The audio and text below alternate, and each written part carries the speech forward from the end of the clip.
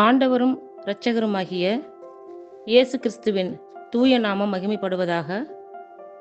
மத்தேயு எழுதிய சுவிசேஷம் 20ஆம் அதிகாரத்தில் உள்ள வசனங்களுக்கான விளக்க உரையை பல்வேறு தலைப்புகளில் நாம் இப்பொழுது சிந்திக்க இருக்கிறோம். திராட்சை தோட்ட வேலையாள்கள் உவமை. விண்ணரசை பின்வரும் நிகழ்ச்சிக்கு ஒப்பிடலாம். நிலக்கிழார் ஒருவர் தம் திராட்சை தோட்டத்திற்கு வேலையாள்களை அமர்த்த விடியற்காலையில் வெளியே சென்றார். அவர் நாள் ஒன்றுக்கு 1 தெனாரியம் கூலி என்று வேலையாள்களுடன் ஒத்துக்கொண்டு அவர்களை தம் திராட்சை தோட்டத்திற்கு அனுப்பினார். ஏறத்தாழ காலை 9 மணிக்கு அவர் வெளியே சென்ற பொழுது சந்தை வெளியில் வேறு சிலர் வேலையின்றி நிற்பதை கண்டார். அவர்களிடம், நீங்களும் என் திராட்சை தோட்டத்திற்கு போங்கள், நேர்மையான கூலியை உங்களுக்கு கொடுப்பேன் என்றார். அவர்களும் சென்றார்கள். மீண்டும் ஏறத்தாழ 12 மணிக்கும் பிற்பகல் 3 மணிக்கும் வெளியே சென்று அப்படியே செய்தார். ஏறத்தாழ 5 மணிக்கும் வெளியே சென்று வேறு சிலர் நிற்பதை கண்டார். அவர்களிடம், நாள் முழுவதும் வேலை செய்யாமல் ஏன் இங்கே நின்று கொண்டிருக்கிறீர்கள் என்று கேட்டார். அவர்கள் அவரை பார்த்து, எங்களை எவரும் வேலைக்கு அமர்த்தவில்லை என்றார்கள். அவர் அவர்களிடம், நீங்களும் என் திராட்சை தோட்டத்திற்கு போங்கள் என்றார். மாலையானதும் திராட்சை தோட்ட உரிமையாளர் தம் மேற்பார்வையாளரிடம் வேலையாள்களை அழைத்து, கடைசியில் வந்தவர் தொடங்கி முதலில் வந்தவர் வரை அவர்களுக்குரிய கூலியை கொடும் என்றார். எனவே 5 மணி அளவில் வந்தவர்கள் ஆளுக்கு 1 தெனாரியம் வீதம் பெற்றுக்கொண்டார்கள். அப்போது முதலில் வந்தவர்கள் தங்களுக்கு மிகுதியாக கிடைக்கும் என்று எண்ணினார்கள்.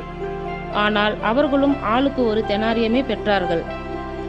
அவர்கள் அதை பெற்றுக்கொண்ட போது அந்நிலக்கிழாருக்கு எதிராக முணுமுணுத்து, கடைசியில் வந்த இவர்கள் 1 மணி நேரமே வேலை செய்தார்கள்.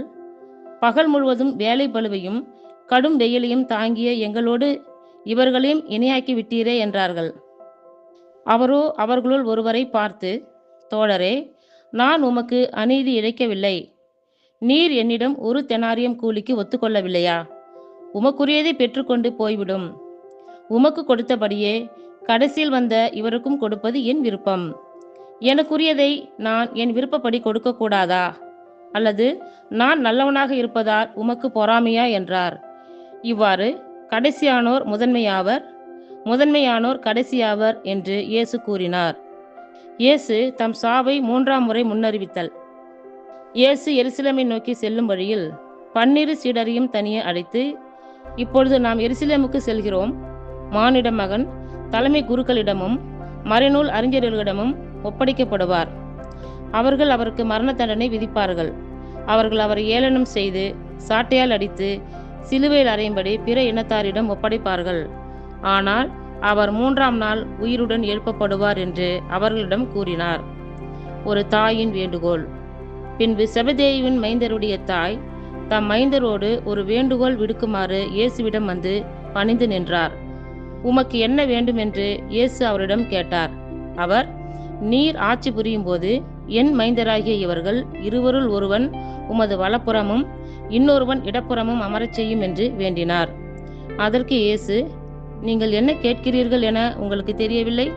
நான் குடிக்கப் போகும் கிண்ணத்தில் உங்களால் குடிக்க இயலுமா என்று கேட்டார். அவர்கள், எங்களால் இயலும் என்றார்கள். அவர் அவர்களை நோக்கி, ஆம், என் கிண்ணத்தில் நீங்கள் குடிப்பீர்கள்.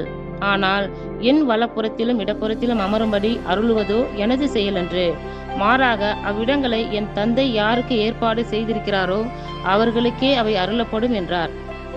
இதை கேட்டுக்கொண்டிருந்த 10 பேரும் அச்சகோதரர் 2 மீதும் கோபம் கொண்டனர்.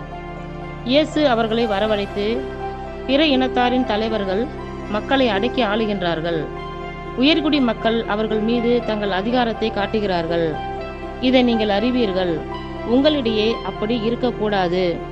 உங்களுள் பெரியவராக இருக்க விரும்புகிறவர் உங்கள் தொண்டராய் இருக்கட்டும். உங்களுள் முதன்மையானவராக இருக்க விரும்புகிறவர் உங்களுக்கு பணியாளராக இருக்கட்டும். இவ்வாறே மானிட மகனும் தொண்டு ஏற்பதற்கென்று தொண்டு ஆற்றுவதற்கும் பலருடைய மீட்புக்கு ஈடாக தம் உயிரை கொடுப்பதற்கும் வந்தார் என்று கூறினார். பார்வையற்றோர் 2 பார்வை பெறுதல். அவர்கள் எரிகோவை விட்டு வெளியே சென்றபோது பெருந்திரளான மக்கள் அவரை பின்தொடர்ந்தார்கள். அப்பொழுது வழியோரத்தில் உட்கார்ந்திருந்த பார்வையற்றோர் இருவர் இயேசு அவ்வழியே கடந்து செல்கிறார் என்று கேள்விப்பட்டு, ஆண்டவரே, தாவீதின் மகனே, எங்களுக்கு இரங்கும் என்று கத்தினர். மக்கள் கூட்டத்தினர் அவர்களை பேசாதிருக்குமாறு அதட்டினர். ஆனால் அவர்கள், ஆண்டவரே, தாவீதின் மகனே, எங்களுக்கு இரங்கும் என்று உரக்க கத்தினார்கள். இயேசு நின்று அவர்களை கூப்பிட்டு, நான் உங்களுக்கு என்ன செய்ய வேண்டும் என விரும்புகிறீர்கள் என்று கேட்டார். அதற்கு அவர்கள், ஆண்டவரே, எங்கள் கண்களை திறந்தருளும் என்றார்கள்.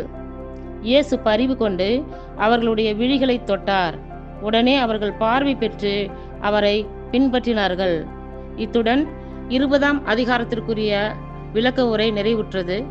கர்த்தர் தாமே நம் எல்லோரையும் ஆசீர்வதிப்பாராக. ஆமேன்.